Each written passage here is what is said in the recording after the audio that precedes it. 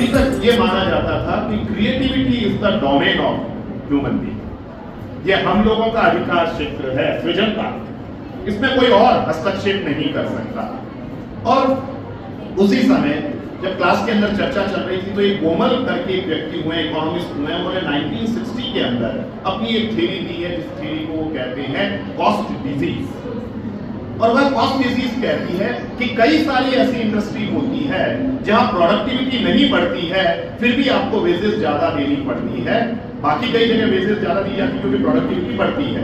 जहां जहां टेक्नोलॉजी का इंटरवेंशन है, over a period of time technology के एडवांसमेंट के कारण प्रोडक्टिविटी एनहांस होती है और उसके कारण वेजेस भी बढ़ती है। जैसे अगर आप मीडिया के क्षेत्र में ही लें तो मीडिया में जिनको कैमरा यूज करना है, पहले अगर आप देखेंगे, अगर मुगल आजम वगैरह देखेंगे तो आपको घोड़े कैमरे के आगे दौड़ते हुए दिखेंगे, क्योंकि कैमरा इतना हैवी होता था कि उसको मूवमेंट बड़ा मुश्किल होता था। तो एक जगह स्टैटिक रहता था और जो आर्टिस्ट हैं वो उसके आगे पीछे आते थे और चले जाते थे, जैसे आप थिएटर पे काम कर रहे हो उसी तरह के। और वहीं से अब आप देखिए एकदम मोबाइल से शूट किया जा रहा है, एक छोटा सा कैमरा आप लोगों के सामने लगा हुआ है। तो इसके कारण, और आपको पहले कैमरामैन, सिनेमेटोग्राफर हायर करने में बहुत खर्च करना पड़ता था, बहुत नॉलेज की जरूरत होती थी।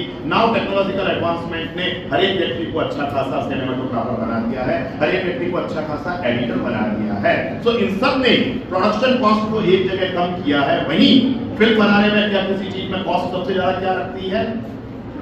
एक्टर एक्ट्रेसेस को हायर करने में, डायरेक्टर को हायर करने में, है ना, म्यूजिशियन को हायर करने में, लिरिक्स राइटर को हायर करने में, जो स्टोरी लिखेगा, सलीम जावेद के बाद से स्टोरी राइटर्स का बड़ा महत्व बढ़ गया, उनको हायर करने में। इट मींस क्रिएटिविटी के क्षेत्र में टेक्नोलॉजी का इंटरवेंशन नहीं है और वहां यू हैव टू पे हायर वेजेस, क्योंकि आपको उसका कोई सब्स्टिट्यूट टेक्नोलॉजिकल एडवांसमेंट नहीं है। लेकिन पिछले कुछ वर्षों में उसमें भी डेंट आया है और वह डेंट आया है आर्टिफिशियल इंटेलिजेंस के साथ। तो जो कॉस्ट डिजीज का एक पेपर था जो मैंने अपने बच्चों के साथ शेयर किया, मैंने कहा आप ये पढ़िए कि कैसे उन्होंने, यही नहीं और भी कई, जैसे ऑटोमोबाइल का इंडस्ट्री, वहां पर ऑटोमेशन बहुत ज्यादा है ना, तो वहां पर जो आपके मैनेजर्स हैं उनकी वेजेस बहुत हाई हैं, उसके हिसाब से रिटेल में इतना ऑटोमेशन नहीं है, लेकिन रिटेल में भी वेजेस हाई रखनी पड़ती है, वरना they will move to the automobile, you will not get good managers for the retail. और यही कॉस्ट डिजीज उन्होंने बताई कि यहाँ प्रोडक्टिविटी कम होने के बाद भी आपको ये करना पड़ता है। ये आर्ट में, ये जहां पर मानव का ज्यादा इंटरवेंशन है, उन सब में इस तरीके की चीज आती है। एंटरटेनमेंट में, मीडिया में, इन सब इंडस्ट्री में इस तरीके का सिचुएशन है। तो मैंने एक आर्टिकल उनको ये दिया, cost disease, and the another article it was also written by an economist, जो इस बात की चर्चा करता है कि can AI be is the answer for cost disease। उसका क्या है, एक प्रति उत्तर हो सकता है। फ्यूचर में हमें शाहरुख खान की जरूरत नहीं हो, शाहरुख खान अपना चेहरा दे दे, बाकी हम सब कुछ AI से जनरेट कर रहे हैं। अभी आपने जापानीज टेक्निक एनिमेशन की कौन सी सुनी? जिबली, है ना। जिबली के अंदर आपका एक फोटो चाहिए बस, और उसके बेसिस के ऊपर पूरा क्रिएट किया जा सकता है, पूरा कॉमिक क्रिएट किया जा सकता है, पूरा उसके बेसिस के ऊपर क्रिएटिव वर्क किया जा सकता है। तो क्या AI का यह इंटरवेंशन इस क्षेत्र में भी, जो क्रिएटिविटी जो अभी तक हम लोग कह रहे थे it is the domain of human being, क्या वो चैलेंज हो रहा है?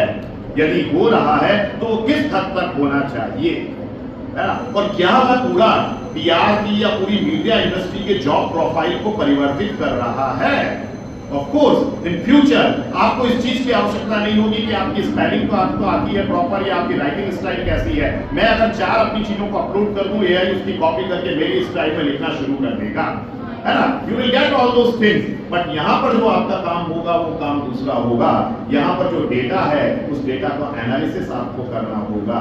यहाँ पर जो AI के लिए यूज करने के लिए जो कीवर्ड्स प्रॉपर डालने हैं, किस तरीके से उसे लिखना है, और उसको इन्वेस्टिगेटिव अगर जर्नलिज्म के अंदर आप जा रहे हैं तो AI को कैसे यूज करते हुए आपको उस डेटा वगैरह को लेके उसका एनालिसिस करना है। Your profile will be change, your skills will be change, and you have to develop your skills accordingly. कितना इंटरवेंशन एक्सेप्टेड है? जैसे हम लोगों ने जब क्लोन बनाना शुरू किया था, तब आखिरकार पूरी दुनिया ने इस बात के ऊपर एक निर्णय लिया कि हमें क्लोन भी एक सीमा से आगे नहीं, हमने बना ली एक भेड़ का दूसरा एक क्लोन बना लिया, डॉली बना ली, but not for human being. Human being में नहीं करना। हाँ, बोन मैरो ट्रांसप्लांट वगैरह करना है तो वहां पर भी वो क्लोन की टेक्नोलॉजी काम में आती है, वहां पर हम लोग यूज कर सकते हैं। पर एक इंसान का क्लोन बनाकर उसके आधार पर कई तरीके की जो प्रॉब्लम्स क्रिएट हो सकती है। अभी तो कई कॉन्स्पिरेसी थ्योरी चल रही है कि कई जगह के तो राष्ट्रपति ही उनके क्लोन है, वो पहले ही मर चुके हैं। मैं नाम नहीं लेना चाहूंगा, लेकिन इस प्रकार की कॉन्स्पिरेसी थ्योरी कई जगह अभी भी हम लोगों के सामने आती है। तो किस सीमा तक एआई का इंटरवेंशन एक्सेप्टेबल है, क्रिएटिविटी को किस सीमा तक माना जा सकता है, किस सीमा तक उसे लिया जाए, और वो किस प्रकार आपके जॉब प्रोफाइल, क्योंकि अगर ये सारी चीजें अगर टेक्नोलॉजी कर देगी तो एटलीस्ट ह्यूमन बीइंग को काम नहीं मिलेगा, काम नहीं मिलेगा तो बाजार में डिमांड कौन करेगा, और डिमांड नहीं होगी तो फिर अगेन रिसेशन, अगेन सारी चीजें जो है आपकी वो सप्लाई वगैरह कम हो जाएगी और पूरी इकोनॉमी खत्म हो जाएगी। कुछ जगह पर तो कंट्री इस बात की चर्चा कर रहे हैं कि मिनिमम पैसा बेसिस लाइफ के लिए जो बेसिक नीड्स है उसके लिए पैसा सबके अकाउंट में विदाउट वर्क डाल दिया जाए। Is it the solution for that? तो कैसा होगा विश्व, कैसी होगी दुनिया? मुझे लगता है इस पर चंद्रशेखर जी और बाकी सब लोग ज्यादा आप लोगों के सामने विस्तार से रखेंगे कि पीआर किस प्रकार बदलेगा, क्या होगा। और आप लोग यंग हैं, आप लोगों के सामने सबसे बड़े चैलेंजेस हैं।